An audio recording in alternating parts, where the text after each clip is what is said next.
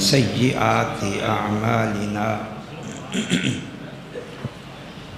من يهده الله فلا مضل له ومن يضلله فلا هادي له وأشهد أن لا إله إلا الله وحده لا شريك له وأشهد أن محمدًا عبده ورسوله أما بعد فأعوذ بالله من الشيطان الرجيم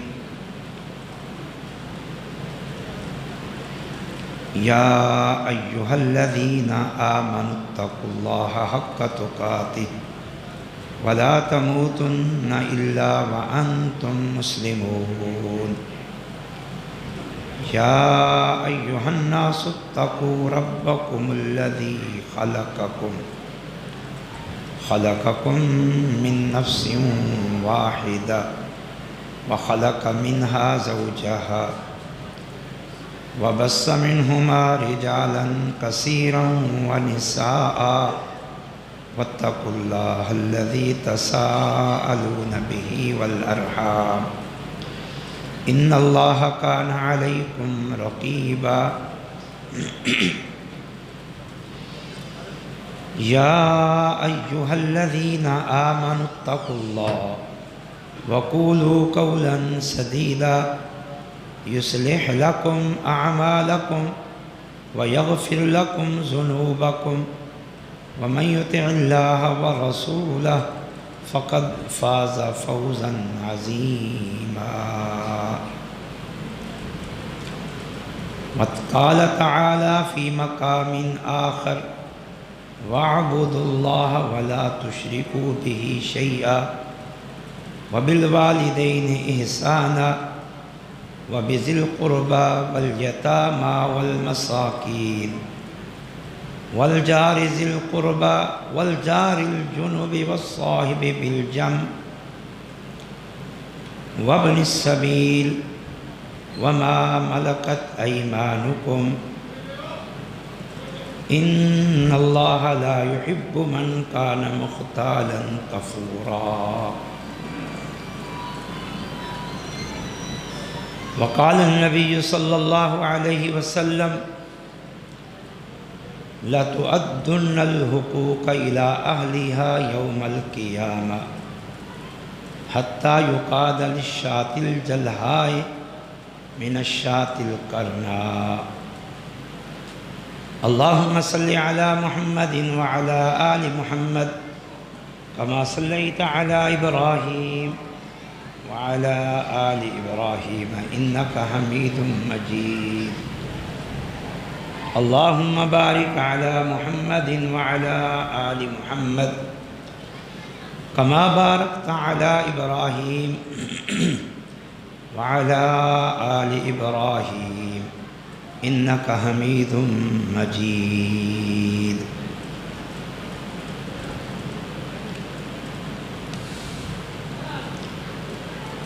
حقوق العباد بھی ہمارے دین کا حصہ ہے حقوق العباد بھی ہمارے پیارے نبی محمد الرسول اللہ صلی اللہ علیہ وسلم کی تعلیمات کا حصہ ہے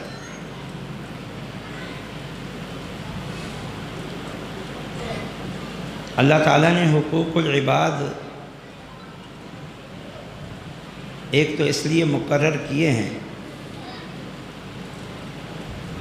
تاکہ اللہ کے بندے دنیا میں اطمینان اور سکون کے ساتھ رہیں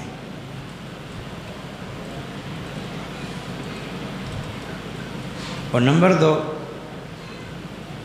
یہ حقوق العباد بھی دین کے دیگر فرائض کی طرح ہمارے لیے ایک آزمائش ہے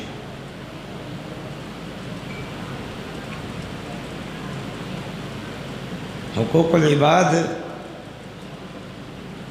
اللہ تعالیٰ کی صفت الرحمن الرحیم کا مظہر ہے۔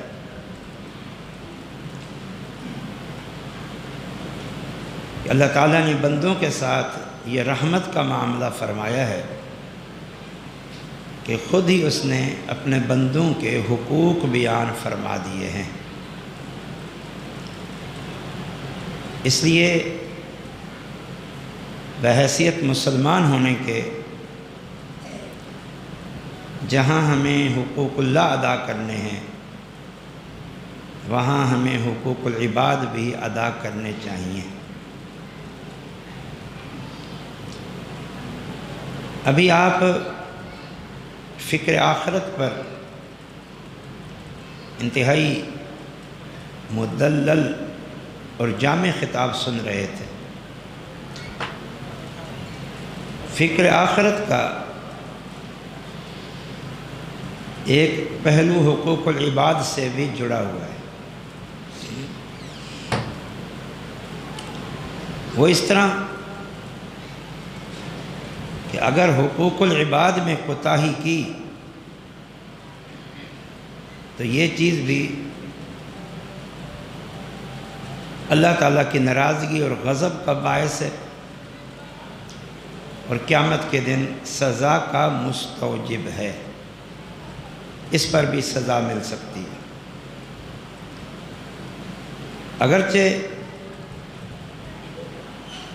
توحید اور ایمان کی وجہ سے آخر کار جنت کا داخلہ ہے، لیکن حقوق العباد کی پامالی کی وجہ سے جہنم کی سزا بھگتنی پڑ سکتی ہے۔ جب یہ معاملہ ہے تو اس کا پھر تقاضا کیا ہے کہ حقوق اللہ کے ساتھ حقوق العباد بھی ادا کریں۔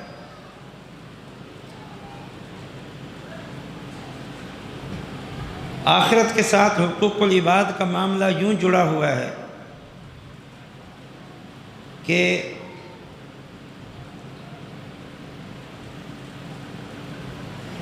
اعمال صالحہ یہ حقوق العباد کی پامالی سے ضائع ہو سکتے ہیں، برباد ہو سکتے ہیں۔ نیکیاں ضائع ہو سکتی ہیں، نیکیاں برباد ہو سکتی ہیں، جس کی دلیل نبی صلی اللہ علیہ وسلم کی وہ معروف حدیث ہے جس میں آپ صلی اللہ علیہ وسلم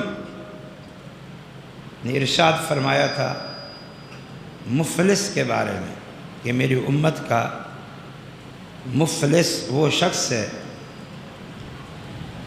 جو قیامت کے دن آئے گا نیک اعمال کے ساتھ،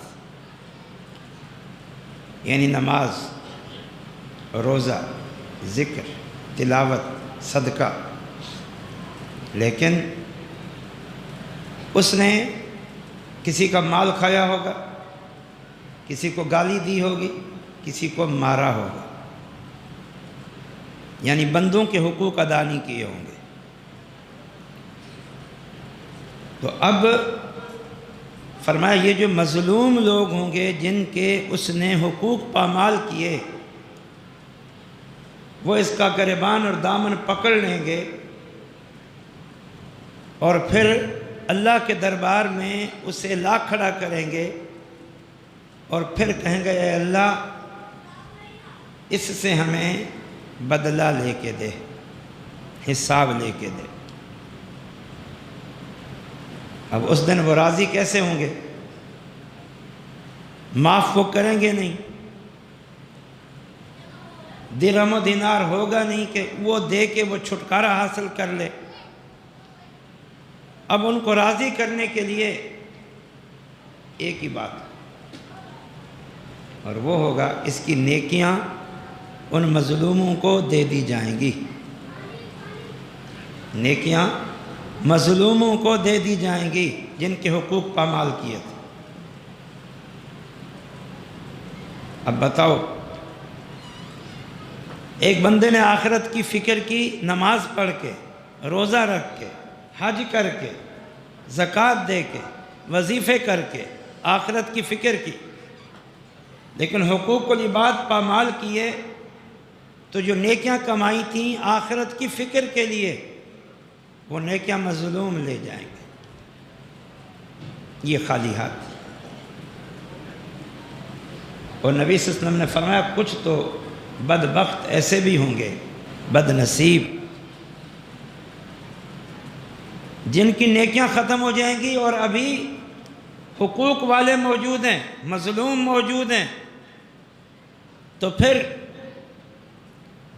ان مظلوموں کو راضی کرنے کے لیے اس بندے جس کی نیکیاں ختم ہو چکی ہیں، اس پر ان مظلوموں کے گناہ ڈال دیے جائیں گے، گناہ لاد دیے جائیں گے۔ اب بتاؤ کتنا وہ بد نصیب ہے جو نیکیاں کر کے آیا، آخرت کی فکر کا ایک پہلو سامنے تھا، وہ اختیار کیا، لیکن ہوا یہ کہ اس کی نیکیاں دوسرے لے گئے، بلکہ یہ دوسروں کے گناہ لے کے جہنم کا ایندھن بن گیا۔ یہ کوئی معمولی بات نہیں، آج ہم معمولی سمجھتے ہیں۔ ہماری نظروں میں دین نماز، روزے، حج، زکوٰۃ کا نام ہے اور بس۔ کس نے کہا ہے؟ کبھی قرآن پڑھ کے دیکھیں، احادیث پڑھ کے دیکھیں، اپنے پیارے نبی کی سیرت طیبہ پڑھ کے دیکھیں۔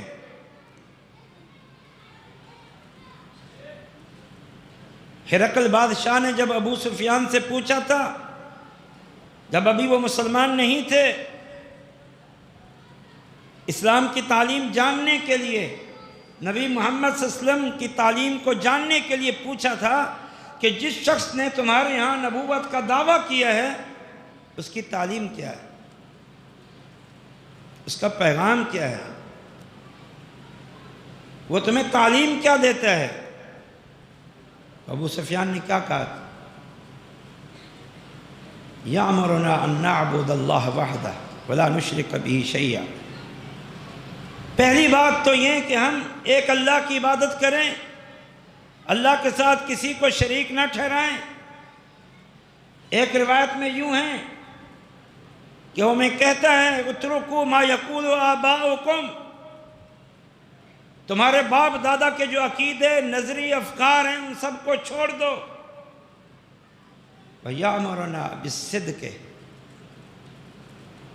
وَالْعَفَافِ وَصِلَةِ الْأَرْحَامِ، اور وہ ہمیں حکم دیتا ہے سچائی کا، صدق اختیار کرو، لوگوں کے ساتھ معاملہ ہو، لوگوں کے ساتھ بات چیت ہو، سچائی اختیار کرو، اور وہ ہمیں حکم دیتا ہے پاک دامنی کا، پاک دامنی، گناہوں سے اپنے آپ کو بچاؤ، خاص طور پر کسی کی عزت کو پامال کرنے سے اپنے آپ کو بچاؤ، اور ہمیں حکم دیتا ہے بصلۃ الارحام، صلہ رحمی کا، صلہ رحمی اختیار کرو۔ یہ ہمارے پیارے نبی کی بنیادی تعلیم ہے، آپ کیوں نہیں اہمیت دیتے؟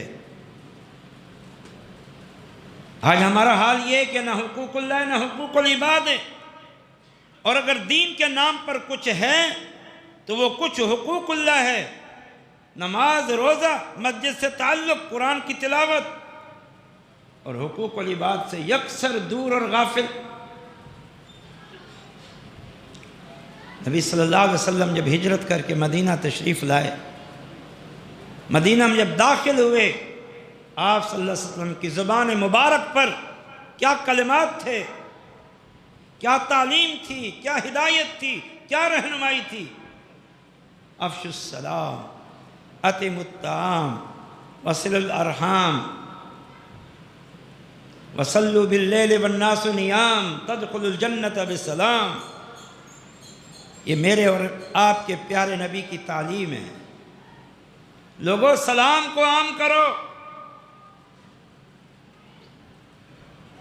ہر ملنے والے سے جان پہچان ہو نہ ہو، رشتہ داری ہو نہ ہو، سلام کہو اس کو۔ اس سلام کا معنی جانتے ہو؟ یہ دعا بھی ہے اللہ آپ کو سلامتی اور امن میں رکھے، اور اس کو یہ پیغام بھی ہے کہ میری طرف سے بھی آپ سلامتی میں رہیں۔ اسلام تو یہ کہتا ہے دوسروں کو بتا دو امن میں رہو، مجھ سے تمہیں کوئی خطرہ نہیں ہے، السلام علیکم، اور اس کے حق میں اللہ سے دعا کرو۔ اطعموا الطعام، ضرورت مندوں کو کھانا کھلاؤ، وصلوا الارحام، صلہ رحمی کرو، رشتہ داروں کے ساتھ اچھا سلوک کرو، اچھا برتاؤ کرو، وَلِينُوا الکلام، نرم گفتگو کرو، لوگوں کے ساتھ نرم لہجے میں بات کرو، اخلاق کے پیکر بن جاؤ، اور راتوں کو بھی نماز پڑھا کرو، تہجد پڑھا کرو، اللہ کی جنت میں سلامتی کے ساتھ داخل ہو جاؤ۔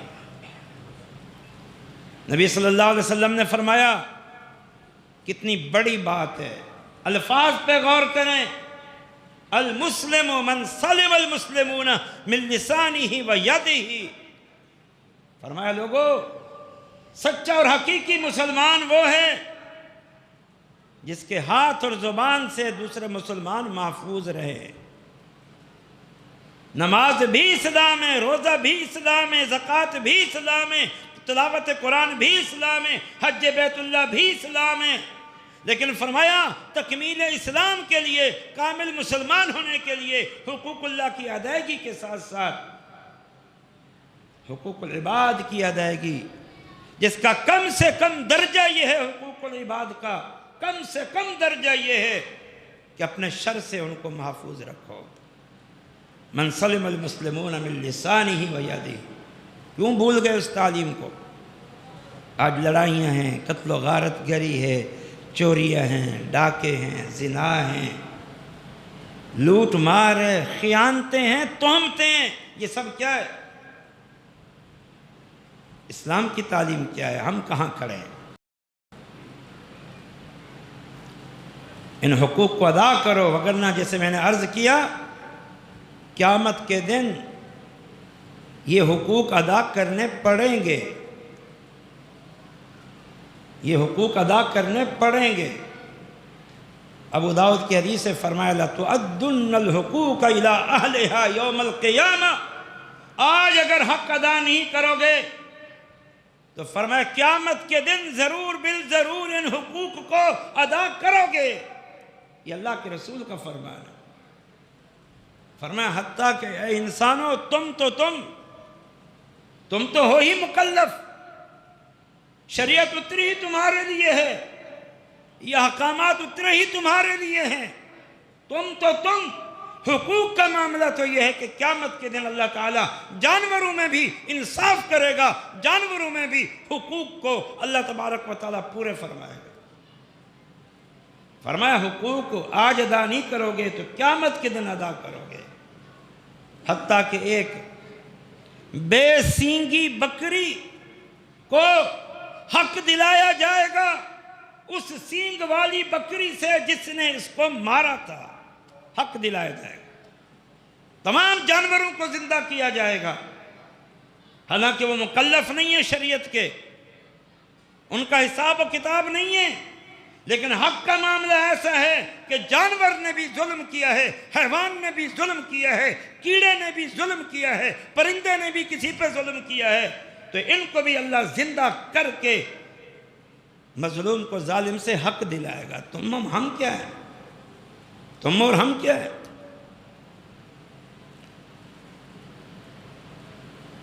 ایک بڑی طویل حدیث ہے، وہ حدیث ایسی ہے کہ پوری بیان کی جائے، مسند احمد میں ہے، لیکن میں اس کا مختصر حصہ بتاتا ہوں، اس حدیث کے مختصر الفاظ بتاتا ہوں، اس میں نبی صلی اللہ علیہ وسلم نے ارشاد فرمایا، حدیث قدسی ہے، اللہ تبارک و تعالیٰ قیامت کے دن فرمائے گا لوگوں سے،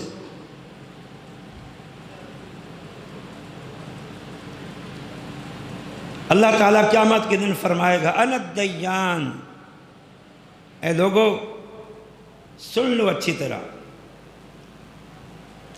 اس سے پہلے لفظ ہیں یحشر الناس یوم القیامہ عراتا غرلا بہما، قیامت کے دن لوگوں کو میدان محشر میں اکٹھا کیا جائے گا اس حال میں کہ وہ ننگے جسم ہوں گے، ننگے پاؤں ہوں گے، غیر مختون ہوں گے، خالی ہاتھ ہوں گے،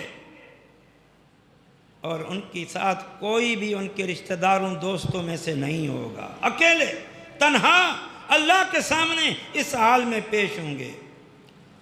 ثم ینادیہم بصوت، پھر اللہ ان کو تمام انسانوں کو آواز دے گا، پکارے گا اللہ تعالیٰ ایسی آواز کے ساتھ کہ سب سن لیں گے، پورا میدان محشر سن لے گا، جس طرح کوئی قریب والا سن لیتا ہے ایسا ہی بعید والا سن لیں گے۔ پھر اللہ تعالیٰ فرمائے گا، توجہ سے سنو ان احادیث کو، کیا فرمائے گا؟ ان الملک ان الدیان، اے لوگو میں بادشاہ ہوں، اس وقت ساری قوت طاقت اختیار میرے پاس ہے۔ ان الدیان، اور میں پورا انصاف کرنے والا ہوں، جزا اور سزا دینے والا ہوں، پورا انصاف کرنے والا ہوں۔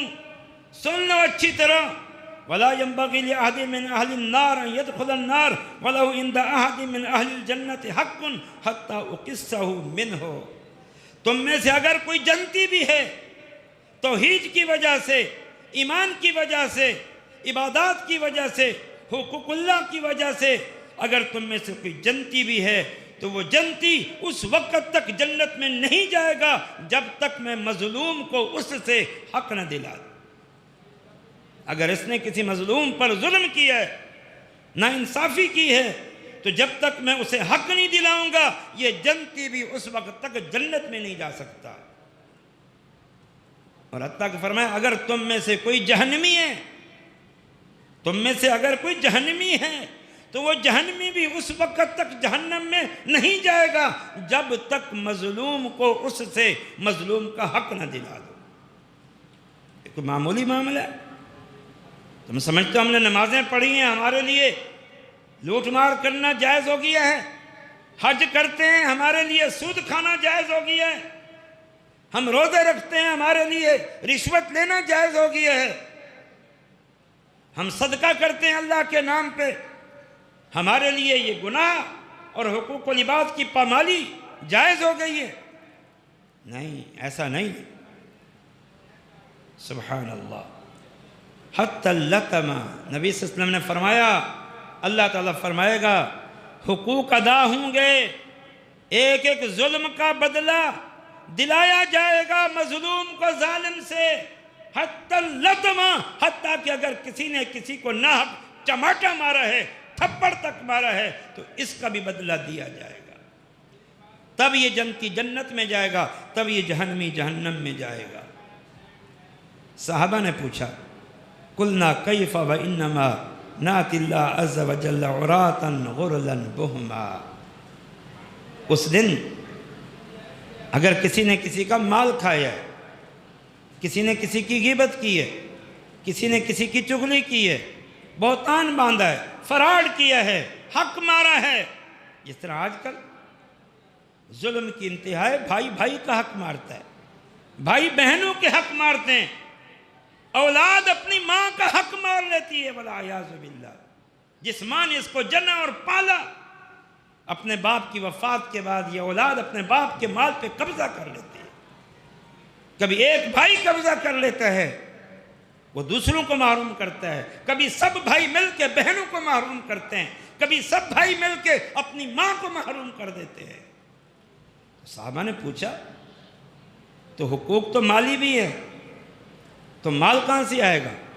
کیا مال دے کے ہم راضی کر لیں کہ لو بھی مال لو، لو بھی مال لو، راضی ہو جاؤ؟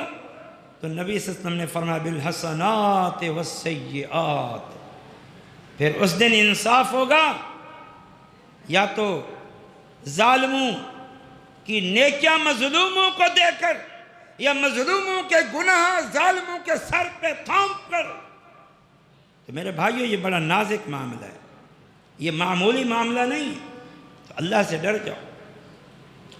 اللہ تعالیٰ نے قرآن میں کتنی جگہوں پہ کہا، 3 بڑی مشہور آیات ہیں، ایک یہی وَاعْبُدُوا اللَّهَ وَلَا تُشْرِكُوا بِهِ شَيْئًا آخر تک، ایک وَقَضَىٰ رَبُّكَ أَلَّا تَعْبُدُوا إِلَّا إِيَّاهُ آخر تک، اور ایک قُلْ تَعَالَوْا أَتْلُ مَا حَرَّمَ عَلَيْكُمْ رَبُّكُمْ، اور چوتھی آیت بھی ہے نہیں اناد، چوتھی آیت بھی ہے لَيْسَ الْبِرَّ أَن تُوَلُّوا وُجُوهَكُمْ قِبَلَ الْمَشْرِقِ وَالْمَغْرِبِ، اور بھی بہت ساری جامع آیات ہیں جن میں اللہ تعالیٰ نے معاشرے میں لوگوں کے ساتھ حسن سلوک کا حکم دیا ہے۔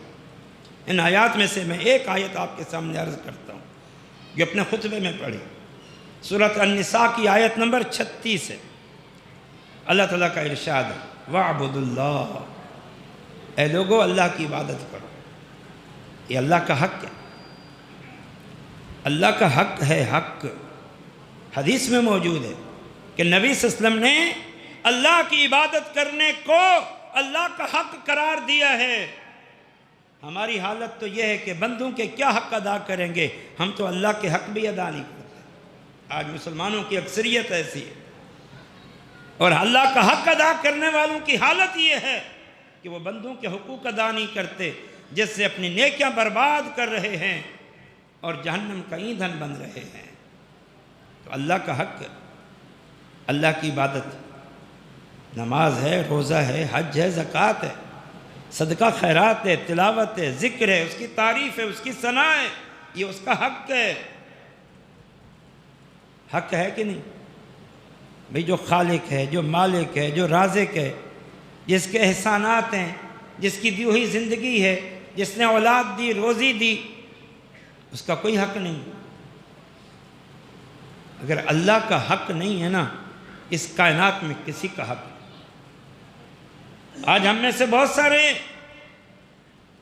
جو باپ ہونے کی حیثیت سے اپنا حق سمجھتا ہے، اولاد ہونے کی حیثیت سے اپنا حق سمجھتی ہے، شوہر ہونے کی حیثیت سے بیوی پر اپنا حق سمجھتا ہے، بیوی ہونے کی حیثیت سے شوہر پر اپنا حق سمجھتی ہے، بھائی بہن پر، بہن بھائی پر، رشتہ دار پر، دوست پر، پڑوسی پر بڑا، چھوٹے پر چھوٹا، بڑے پر استاد، شاگرد پر شاگرد، استاد پر حاکم، رعایا پر رعایا، حاکم پر، سب اپنے اپنے حق کی بات کرتے ہیں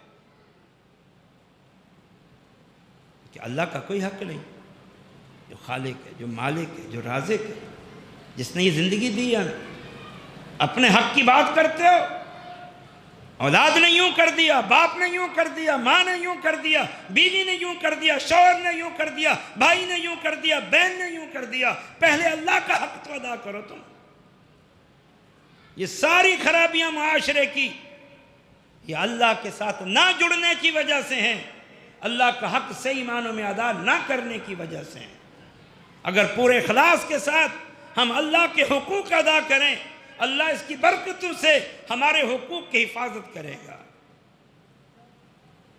ایک حدیث مبارک ہے نا، نبی صلی اللہ علیہ وسلم نے فرمایا، دعا کی آپ صلی اللہ علیہ وسلم نے، اللہم اصلح لی دینی، اللہم اصلح لی دینی الذی هو عصمت امری، اے اللہ میرے دین کی اصلاح فرما دے، وہ دین جو میرے جمیع معاملات کا نگران ہے، جمیع معاملات کا نگران۔ من یتق اللہ یجعل لہ مخرجا، من یتق اللہ یجعل لہ من امرہ یسرا۔ تقوی کی حقیقت اللہ کے ساتھ سچا تعلق ہے، اللہ کا ڈر اور خوف ہے، اللہ کی بندگی اور عبادت ہے، اس کی برکت سے تمہارے سارے معاملات سنور سکتے ہیں۔ تو وَاعْبُدُوا اللَّهَ، اللہ کی عبادت کرو، یہ اللہ کا حق ہے۔ وَلَا تُشْرِكُوا بِهِ شَيْئًا، عبادت بھی ایسی کہ اس عبادت میں پھر کوئی شریک نہ ہو۔ جو اللہ کی عبادت ہے، جو اللہ کو رب مان کر اللہ کے لیے بطور عبادت کے کرتے ہو، وہ کرو بھی صحیح اور صرف اللہ کے لیے کرو، اور وہ کام اللہ کے علاوہ کسی کے لیے نہ کرو، یہ اللہ کا حق ہے۔ اس حدیث میں بھی یہی بات ہے، ان تعبدوا اللہ ولا تشرکوا بہ شیئا، اللہ کا حق یہ ہے کہ تم اللہ کی عبادت کرو اور شریک نہ ٹھہراؤ۔ بہت سارے عبادت نہیں کرتے دنیا کی اکثریت، مذہبی لوگ اللہ کی عبادت کرتے ہیں لیکن اکثریت شرک میں مبتلا ہے۔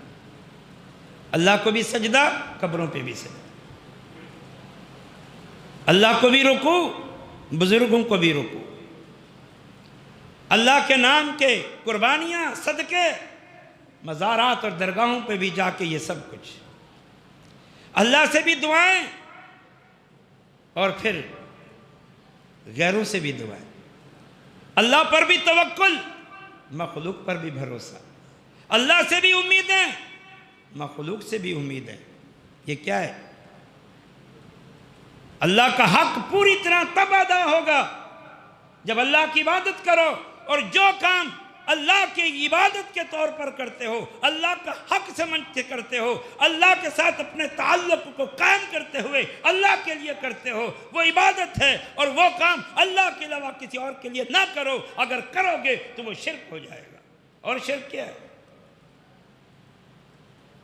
وَاعْبُدُوا اللَّهَ وَلَا تُشْرِكُوا بِهِ شَيْئًا وَبِالْوَالِدَيْنِ إِحْسَانًا۔ اللہ کا حق سب سے پہلے، یاد رکھو۔ کچھ لوگ کہتے ہیں پہلے ماں باپ کا حق ہے، پہلے بیوی بچوں کا حق ہے، شوہر کا حق ہے، بیوی کا حق ہے، بھائی کا حق ہے، بہن کا حق ہے، بڑے کا حق ہے، چھوٹے کا حق ہے، استاد کا حق ہے، شاگرد کا حق ہے، حاکم کا حق ہے، رعایا کا حق ہے۔ نہیں، پہلے اللہ کا حق ہے، جو خالق مالک رازق ہے، جس کے بے شمار احسانات ہیں۔ پہلے اللہ کا حق ہے، اس کے بعد وَاعْبُدُوا اللَّهَ وَلَا تُشْرِكُوا بِهِ شَيْئًا وَبِالْوَالِدَيْنِ إِحْسَانًا۔ اس کے بعد پھر والدین کے ساتھ حسن سلوک کرو۔ والدین کے ساتھ حسن سلوک کیا ہے؟ اچھا برتاؤ۔ اچھا برتاؤ کیا ہے؟ ان کی اطاعت، ان کی فرما برداری، ان کا کہا ماننا، کہا ماننا، اللہ یہ کہ ان کی بات خلاف شریعت۔ اگر شریعت کے خلاف ہے، شرک کا حکم دیں، بدعت کا حکم دیں، کسی ظلم اور زیادتی کا حکم دیں، ناانصافی کا حکم دیں، پھر تو کسی کی اطاعت نہیں، ماں باپ کی بھی اطاعت نہیں۔ لا طاعۃ لمخلوق فی معصیۃ الخالق۔ اللہ کی نافرمانی میں کسی کی اطاعت نہیں ہے۔ والدین کی اطاعت، ان کی خدمت، ان کی خدمت، ان کے ساتھ نرم گفتگو، عاجزی اور انکساری کا پیکر بن کے ان کے ساتھ رہیں، ان کو ناراض نہ کریں، ان کو راضی رکھنے کی کوشش کریں۔ ایک صحابی آیا تھا، اللہ کے نبی صلی اللہ علیہ وسلم فلاں مارکے میں آپ صحابہ کو لے کے جا رہے ہیں، میرا نام بھی شامل کریں۔ آپ نے فرمایا تیرے ماں باپ زندہ ہیں؟ فرمایا جی ہاں زندہ ہیں۔ فرمایا اذهب ففیہما فجاہد، جاؤ جا کر اپنے ماں باپ میں جہاد کرو، ان کی خدمت کرو، ان کی دیکھ بھال کرو، ان کی ضروریات پوری کرو۔ اللہ کے ہاں تمہارا اپنے ماں باپ کی خدمت کرنا جہاد فی سبیل اللہ جیسا عمل ہے۔ اور آج ہمارے کچھ ناسمجھ لوگ وہ جہاد کے نام پر اولاد کو ماں باپ کی خدمت سے روکتے کہ ماں باپ اجازت نہیں دیتے، نہ دیں، ان کو بس اللہ کے سپرد کرو، انہیں اللہ کے حوالے کرو۔ جہاد میں جاؤ۔ جہاد کی اہمیت اپنی جگہ ہے، اس کی ضرورت اپنی جگہ ہے، لیکن بس اوقات ایک بچے کو، ایک بچے اور نوجوان کے والدین کو اس کی ضرورت ہوتی ہے۔ ایسے موقع پہ فرمایا اذهب ففیہما فجاہد، جاؤ ماں باپ کی خدمت کرو، ان کا جہاد کرو۔ اور ایک حدیث میں آپ صلی اللہ علیہ وسلم نے فرمایا رضا اللہ فی رضا الوالدین وسخط اللہ فی سخط الوالدین۔ کی معمولی باتیں ہیں یہ؟ اللہ کی رضا ماں باپ کی رضا میں ہے، اللہ کی ناراضگی ماں باپ کی ناراضگی میں ہے، یہ کوئی معمولی بات ہے؟ تو ماں باپ کا حق سب سے مقدم، یہ لازمی ہے، یہ سب سے عظیم تعلق ہے اسلام میں، اس کی بڑی تعلیم ہے، اس حق کو ادا کرو۔ وَبِالْوَالِدَيْنِ إِحْسَانًا، اور اس کے بعد کیا ہے؟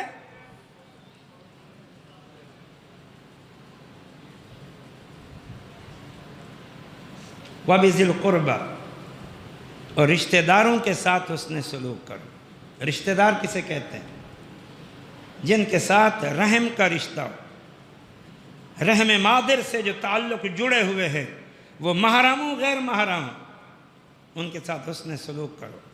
ان کے ساتھ حسن سلوک کیا ہے؟ اس کو صلہ رحمی کہتے ہیں۔ صلہ رحمی کا پہلا معنی یہ ہے، سن لو اس معنی کو، کہ اس رشتے کو جوڑ کے رکھو، اس رشتے کو اس رشتے کو ٹوٹنے نہ دو۔ اللہ نے یہ رشتہ قائم کیا ہے۔ یہ رشتے بازاروں میں نہیں بکتے، یہ رشتے اللہ نے جوڑے ہیں۔ بھائی بہن بازاروں سے نہیں ملتے، خالہ پھوپھی بازاروں سے نہیں ملتی، چچا تایا بازاروں سے نہیں ملتے۔ یہ عظیم رشتے ہیں، محبت کے، پیار کے، احترام کے، یہ اللہ نے بنائے ہیں۔ اور بڑی شدید ایک وعید ہے ایک حدیث میں، شدید وعید، بڑی شدید وعید ہے ایک حدیث کے اندر۔ اللہ تعالیٰ نے فرمایا اس رحم کو مخاطب کر کے، رحم مادر، جسم کا وہ حصہ جس میں بچے کی پرورش ہوتی ہے، یہ صلہ رحمی اسی سے ہے۔ اللہ تعالیٰ نے رحم کو کہا انا الرحمن، میں رحمان ہوں، اور یہ جو رحم ہے یہ میرے نام الرحمن سے بنا ہے۔ میں نے یہ نام اپنے نام الرحمن سے مشتق کیا ہے۔ فمن وصلہ وصلتہ ومن قطعہ بتتہ، او کما قال رسول اللہ صلی اللہ علیہ وسلم۔ اللہ تعالیٰ نے فرمایا سن لو، یہ رحم کو میں نے اپنے نام سے کاٹ کے یہ نام دیا ہے۔ جس نے رحم ان رشتے ناتوں کو جوڑ کے رکھا، میں اسے اپنے ساتھ جوڑ کے رکھوں گا۔ جس نے ان کو کاٹ دیا، میں اس کو اپنے ساتھ کاٹ دوں۔ اب پڑھتے رہو نمازیں، رکھتے رہو روزے، کرتے رہو قرآن ختم، کرتے رہو حج۔ میں نماز روزے حج کی توہین نہیں کر رہا، اللہ کی قسم، ان کی تخفیف نہیں کر رہا، لیکن جو لوگ نماز روزے حج زکوٰۃ کی وجہ سے حقوق کی پامالی کرتے ہیں، ماں باپ کے حقوق ادا نہیں کرتے، بہن بھائیوں کے حقوق ادا نہیں کرتے، پڑوسیوں کے حقوق ادا نہیں کرتے، میں ان کو سنانا چاہتا ہوں، یہ تم نے کہاں سے فرق کر لیا کہ بس نماز پڑھیں گے بس اور کچھ نہیں کریں گے؟ اللہ سے ڈر جاؤ، صلہ رحمی کرو، صلہ رحمی۔ پہلے بھی کچھ حدیثیں گزر چکی ہیں، یہ بھی حدیث سن لو۔ صلہ رحمی کو معمولی سمجھتے ہو؟ صلہ رحمی کرو گے اللہ جوڑے گا اپنے سے، قطع رحمی کرو گے تو اللہ تمہیں کاٹ دے گا۔ صلہ رحمی کا معنی کیا بتا رہا ہوں؟ ان رشتے ناتوں کو ٹوٹنے نہ دو۔ تمہیں سر جھکانا پڑے، تمہیں سر جھکانا پڑے، جھکا دو۔ باتیں سننی پڑے سن لو، ڈانٹ سننی پڑے سن لو۔ بہن کو ٹوٹنے نہ دو، چچا کو دور نہ ہونے دو، خالہ کو ناراض نہ ہونے دو، بھائی کو ناراض نہ ہونے دو، ان کو جوڑ لو۔ نبی صلی اللہ علیہ وسلم نے فرمایا لیس الواصل بالمقافی انما الواصل الذي اذا قطع رحمہ وصلہ، او کما قال رسول اللہ صلی اللہ علیہ وسلم۔ فرمایا بدلے چکانے والا وہ صلہ رحمی نہیں کرتا، جو بدلے چکاتا ہے وہ صلہ رحمی کرنے والا نہیں ہے۔ ہم تو بدلے چکاتے ہیں، بھئی وہ میری خوشی میں آیا تھا میں بھی خوشی میں جا رہا ہوں، وہ میری غمی میں آیا تھا میں بھی غمی میں جا رہا ہوں، اس نے میرے بچے کو تحفہ دیا تھا میں بھی تحفہ دینے جا رہا ہوں، وہ مجھے ملنے آیا تھا میں اس کو ملنے جا رہا ہوں، اس نے میرا حق ادا کیا میں اس کا حق ادا کر رہا ہوں۔ فرمایا کہ یہ صلہ رحمی نہیں ہے، یہ تو بدلے چکانا ہے، یہ تو مکافات ہے۔ تو صلہ رحمی کرنے والا جو اللہ کے یہاں پسندیدہ ہے، جس کی بڑی فضیلت ہے، وہ کون ہے؟ فرمایا اذا قطع رحمہ وصلہ، جب اس کا رشتہ دار، اس کا بھائی، اس کی بہن، اس کی پھوپھی، اس کا خالو، اس کی خالہ، اس کا چچا، اس کا تایا، جو بھی رشتہ دار ہے، وہ کسی بات سے ناراض ہو کے، صحیح ہو یا غلط ہو، وہ دور ہونا چاہے، رشتہ ختم کرنا چاہے، قطع کلامی کرنا چاہے، مقاطع کرنا چاہے، یا آگے بڑھ کے اس تعلقات کے ختم ہونے کو بچا لے، اس کو راضی کر لے، اس کو منا لے۔ فرمایا یہ صلہ رحمی کرنے والا ہیں۔ یہ چیزیں ہیں مسلمان، اور ہماری حالت کیا ہے؟ اچھا جاتا ہے تو جائے، میں اس کے گھر سے کھاتا ہوں، بہن ہے، بھائی ہے، چچا ہے، خالو ہے، ماموں ہے، تایا ہے، باپ کی جگہ پر ہے، اور تم ایسی باتیں کرتے ہو؟ اللہ سے ڈر جاؤ، ان رشتے ناتوں کو جوڑو، محبتیں پیدا کرو۔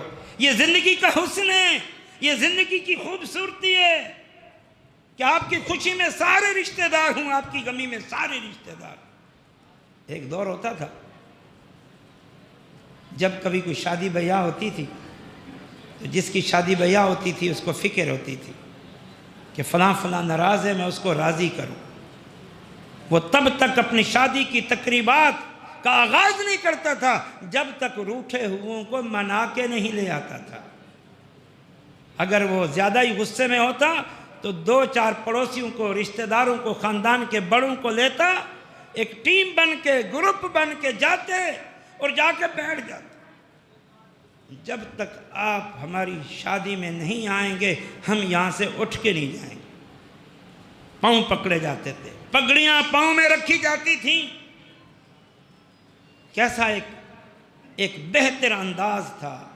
لیکن آج کی یہ نوجوان نسل نے اپنے بزرگوں کی ان اچھی روایات کو، ان خوبیوں کو پاؤں تلے روند ڈالا ہے، پاؤں تلے روند ڈالا۔ اپنے رشتے داروں سے نفرتیں اور بغض پیدا کر دی ہیں۔ اور بالخصوص اس موقع پہ شاید میری یہ باتیں خواتین سن رہی ہوں گی۔ آج کے معاشرے میں جو سننے میں آتا ہے، جو مشاہدے میں آتا ہے، وہ یہ ہے رشتہ داروں میں بگاڑ کی ایک وجہ مال و دولت ہے اور دوسری وجہ یہ بیویاں ہیں، یہ عورتیں ہیں جو بچوں کی وجہ سے لڑائی پیدا کرواتی ہیں، وراثتوں کی وجہ سے۔ یہ تمہارا حق ہے، تم لو، کیوں چھوڑ رہے ہو؟ وہ اپنا بھائی، بہن، چچا، خالو، ماموں سمجھ کے صلہ رحمی کرنا چاہتا ہے۔ یہ غیر گھر سے آئی ہوئی اس گھر کو برباد کرتی ہے اور یہ اپنے شوہر کو اچھا کام نہیں کرنے دیتی، فتنہ فساد پھیلواتی، لڑائیاں پیدا کراتی، فتنہ فساد، لڑائیاں، ناشکری کی حد۔ اس لیے تو اللہ کے رسول صلی اللہ علیہ وسلم نے کہا تھا عورتوں کے بارے میں، فرمایا عورتوں صدقہ کرو، میں نے تمہیں جہنم میں زیادہ پایا ہے۔ میری ماں بہنوں سن لو، یہ تقریریں لذت حاصل کرنے کے لیے سننے نہ ہو، بھائیو تم بھی سنو۔ یہ ہزاروں روپے ان کانفرنسوں پہ خرچ ہوتے ہیں، ان پروگراموں پہ خرچ ہوتے ہیں، آپ کو پتہ ہے؟ یہ نوجوانوں کی محنتیں ہیں، کئی ہفتوں سے یہ مسلسل اس پروگرام کو چلانے کے لیے، کامیاب کرنے کے لیے مصروف عمل ہے۔ کس لیے؟ کہ تم آؤ اور واعظ و نصیحت کی لذت حاصل کرو اور کھاؤ اور پیو اور گھروں کو چلے جاؤ۔ یہ ساری محنتیں اللہ کی قسم تمہاری اصلاح کے لیے ہیں، دین کا پیغام پہنچانے کے لیے ہے، پیارے نبی کی تعلیمات کو پھیلانے کے لیے ہے، تمہیں پکا سچا مسلمان بنانے کے لیے ہے، تمہیں جنت کی راہ پہ لگانے کے لیے ہے، تمہیں گناہوں سے بچا کے جہنم کی راہ سے ہٹانے کے لیے ہے۔ لیکن کانفرنس سے ہوتی ہیں، واعظ و نصیحت ہوتے ہیں، خطبات جمعہ ہوتے ہیں، کوئی تبدیلی نہیں آتی، تبدیلی نہیں آتی، گھروں میں وہی جھگڑے لڑائیں۔ تو فرمایا وَبِذِي الْقُرْبَى، رشتہ داروں کے ساتھ اس نے سلوک، وَالْيَتَامَى، رشتہ داروں کے ساتھ ساتھ جو معاشرے میں یتیم لوگ ہیں ان کے ساتھ اس نے سلوک کرو، یہ ان کا حق ہے، وہ یتیم ہیں، ان کی مدد کرو، ان کی خدمت کرو، ان کی ضرورتیں پوری کرو۔ یہاں حسن سلوک اور حق دینا تو دور کی بات ہے، یہاں یتیم بچوں کے مال پہ ہم گدھوں کی طرح ٹوٹ پڑتے ہیں، گدھوں کی طرح، گدھوں کی طرح ٹوٹ پڑتے ہیں۔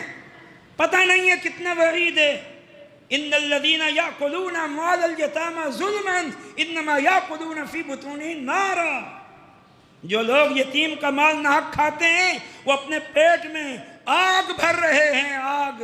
کتنی بڑی وعید ہے۔ اور اس کے بالمقابل یتیم کے ساتھ حسن سلوک کا کیا حکم ہے؟ انا وقاف الیتیم کہاتین فی الجنہ، میں اور یتیم کا کفیل جنت میں ایسے ہوں گے جیسے یہ 2 انگلیاں ہیں۔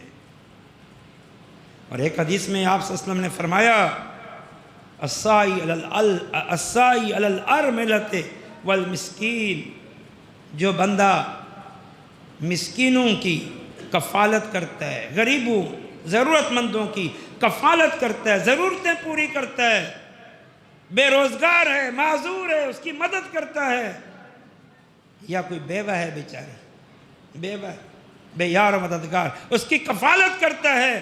فرمایا اللہ کے ہاں اس کا اجر و ثواب ایسا ہی ہے جیسا کوئی رات کو تہجد پڑھتا ہے اور دن کو روزے رکھتا ہے۔ معمولی سمجھتے ہو؟ نماز، روزے، حج، ثواب کی اپنی جگہ ہے، اپنی اہمیت ہے، اپنی اہمیت ہے، لیکن یہ بھی حقوق ہیں، ان پر بھی اللہ نے اجر رکھا ہے، ثواب رکھا ہے۔ آج کسی کے بچے یتیم ہیں، کل میرے اور آپ کے بچے بھی یتیم ہو سکتے ہیں۔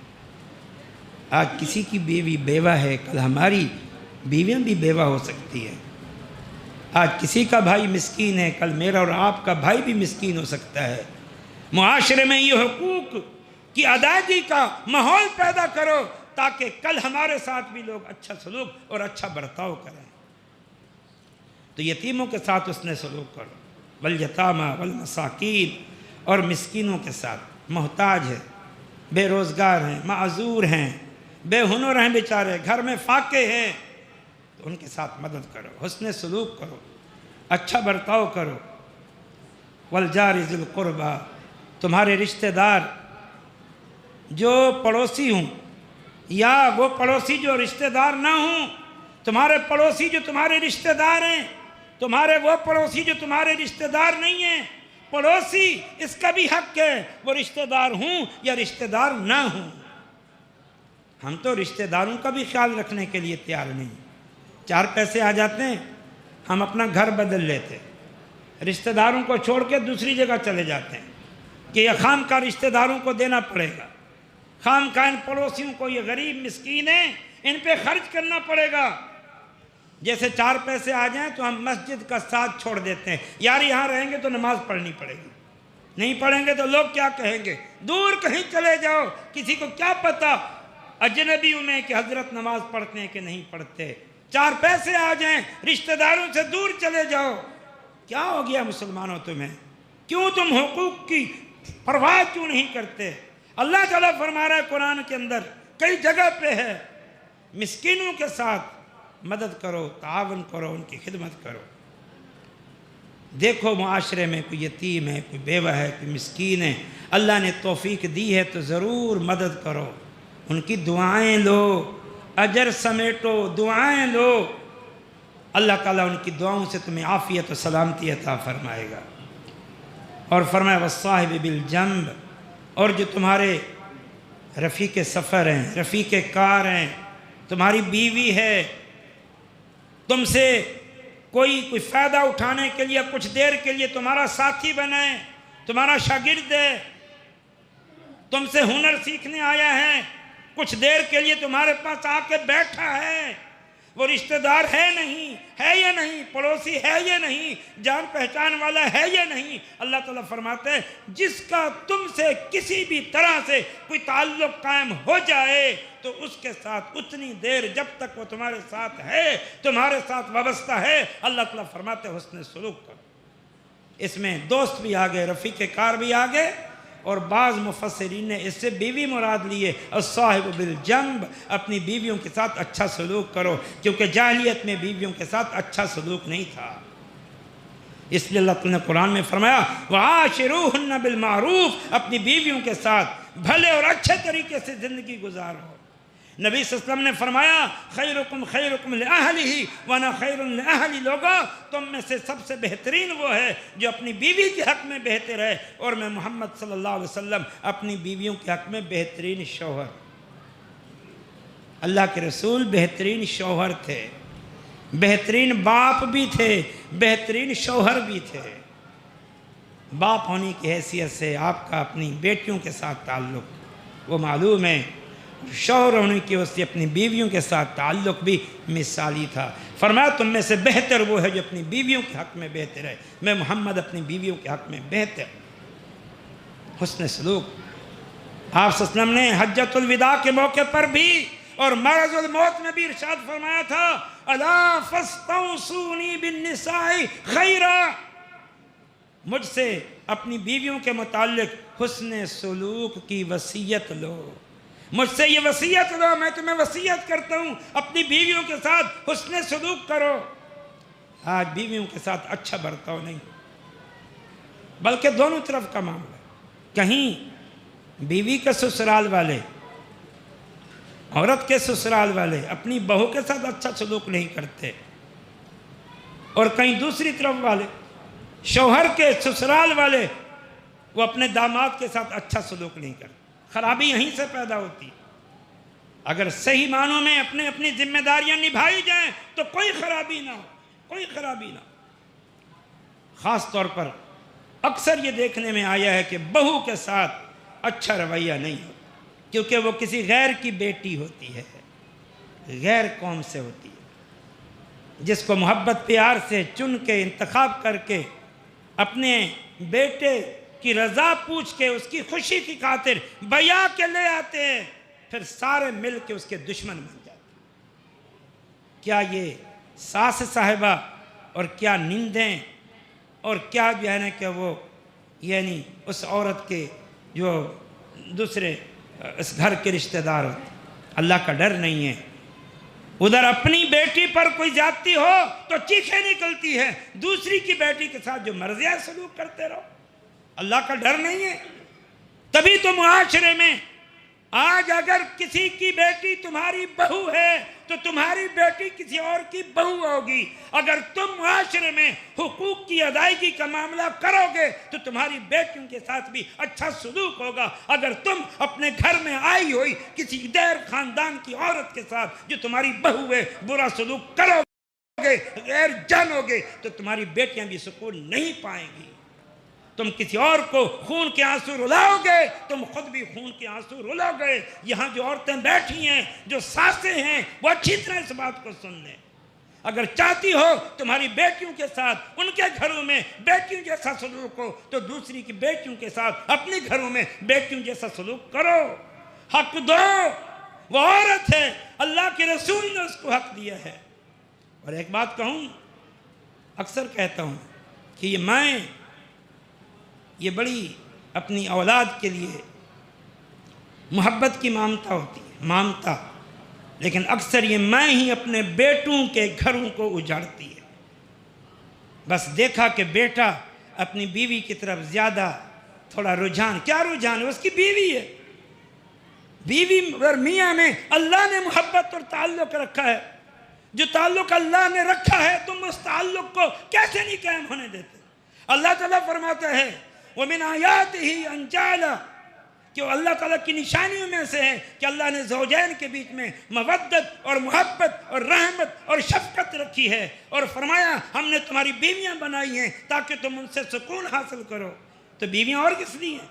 محبت کرنے کے لیے، سکون اور راحت حاصل کرنے کے لیے، رافت اور شفقت کے لیے، بیمار ہو جائے علاج کرے، اس کی ضرورتیں پوری کرے، یہ شرعی معاملہ ہے۔